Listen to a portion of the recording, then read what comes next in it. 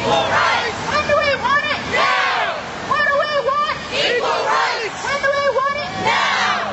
What do we want? Equal rights! When do we want it? Now! What do we want? Equal rights! When do we want it? Now! What do we want? Equal rights! When do we want it? Now! What do we want? Equal rights! When do we want it? Now! What do we want? Equal rights! Now! Equal rights! Now!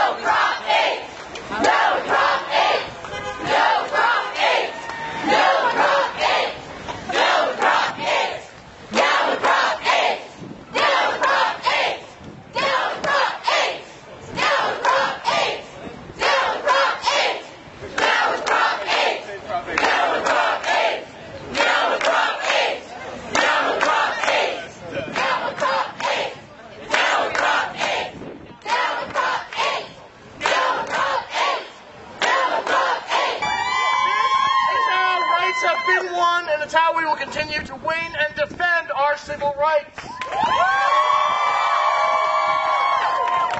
We are strong here in Connecticut, we are strong in California, and every state in between, and every country that's out here today supporting us.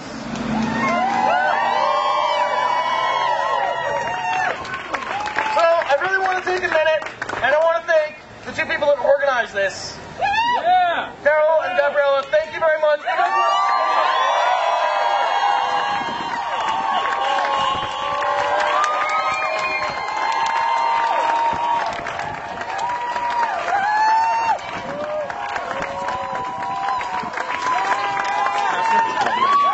Alright, well, it's so good to see so many people here today and to see our community of New Haven united against this. Especially as this protest goes on all across the world. It's good to see that people in Connecticut, just because we've been afforded the right, that we're not forgetting about the rest of the country and the rest of the world. I'm here today, and I wanted to help get this put together because I believe that we're all equal in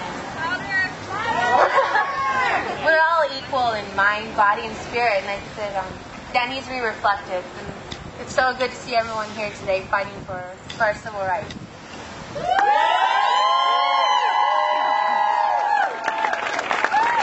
Love is the common language that we all speak, whether we're people of faith or not, whether we're Mormon or Catholic or Congregationalist or Episcopalian or atheist or agnostic. All of us want the right to love. All of us have the right to love the person that we choose. This is what our struggle is about. This is a civil right. It is a human right. And we need to get out there and share that message with people who don't know us. So if you have not come out in whatever way it is that you need to come out, as a gay, lesbian, bisexual, or transgender person, as someone who is intersexed or queer or an ally, you need to get out there and find a way to come out to people who you wouldn't normally speak to. That's the only way this is going to happen. Otherwise, we're going to have great rallies and no change. But I know that is not going to happen, is it? Right. So I'd urge you, as you go back to wherever you come from today, whether you go back to class, whether you go back to your work, have these conversations. Thanksgiving is coming up, and you know there's going to be conflict around the table anyway, so why not make it our conflict, huh? I'm a gay man and I'm angry about Proposition 8 for the obvious reasons. But let's talk about how this thing got passed. Proposition 8 won by a popular vote. So how Proposition 8 won by a popular vote.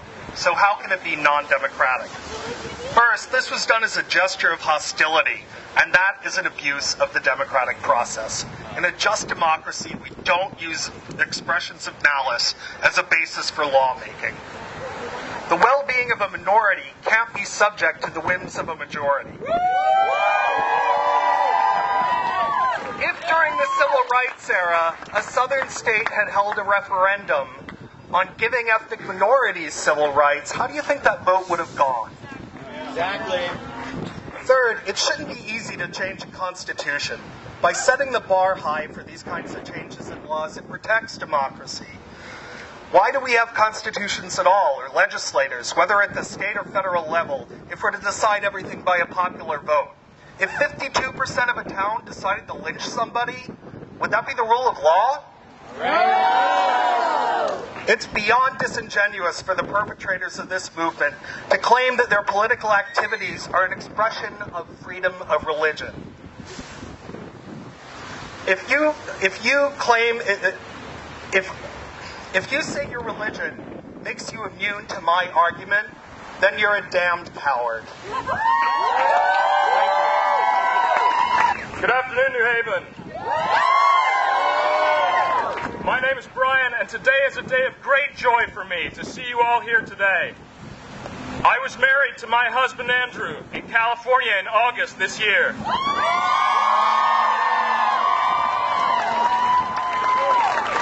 And while the election didn't turn out quite the way we wanted it to, it's still an occasion of joy because of this great wave of renewed activism that we're seeing all across the country today.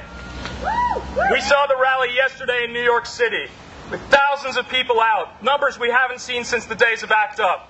This is tremendous. This week we saw the first legal gay marriages in the state of Connecticut.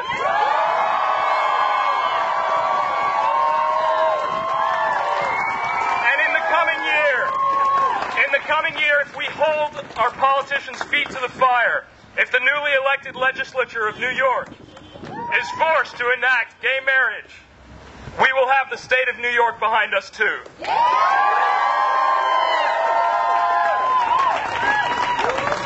But make no mistake that the forces right against us are turning their eyes from California, where they were successful, and they're turning their eyes on Massachusetts. They're turning their eyes to Connecticut. And we need to stand up and be counted for justice and for joy and for equality.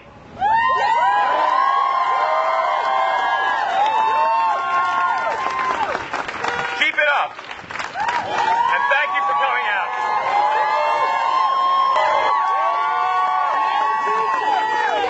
I'm an out public educator. I've been a public educator for 10 years. I talk about equal rights to my students, the families, everyone. We have to be out. We have to be heard. Equal rights are for everyone. Love is the answer, no matter what the question. We can affirm love in life and commitment to it. And I believe in the separation of church and hate, not just church and state. And like the Dalai Lama said, keep it simple. My religion is kindness. Love is the answer, no matter what the question. Across America, in every large city, in small towns, around the world, hundreds of thousands of people are marching today against Prop 8. This is huge. This is awesome. This is awe-inspiring. We love you, Jason! How many college students do we have here today? Yeah, Connecticut College. Yeah, Yale students. Yeah, every college student and young person here. Thank you for coming out. So many people across campuses are organizing for this as well. And we appreciate everyone here joining together against this. Thank you. And for love. For love. No to hate! No to hate! Separate the church and state! No to